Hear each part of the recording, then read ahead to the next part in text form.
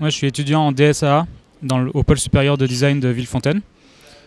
L'an dernier, on a eu l'occasion de faire un partenariat entre notre école et la Cité du Design pour travailler sur la notion de tiers-lieu avec notamment Johan Duriot et Sylvia Fredriksson. Et on s'est intéressé à un dispositif qu'imagine Johan, qui est le Codil. Et il fallait qu'on se pose la question de la réciprocité dans les échanges dans les tiers-lieux. Pour nous, c'était l'occasion d'apprendre à faire de la recherche en design, de la contribution à la recherche par le design. Donc c'était vraiment un exercice de cours. Et donc on a fait un mois à peu près de recherche, d'études de cas, etc. Et chacun a pris un angle différent d'exploration de ce sujet.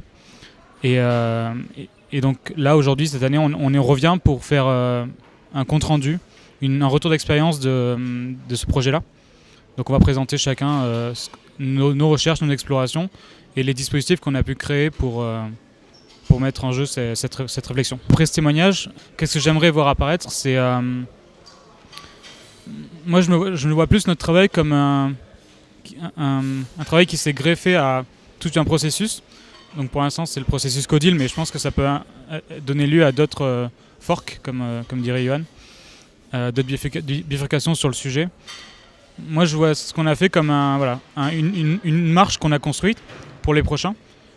Et il n'y a pas tant de finalité que ça, puisque nous, on était là pour apprendre et pour produire de la réflexion sur ce sujet.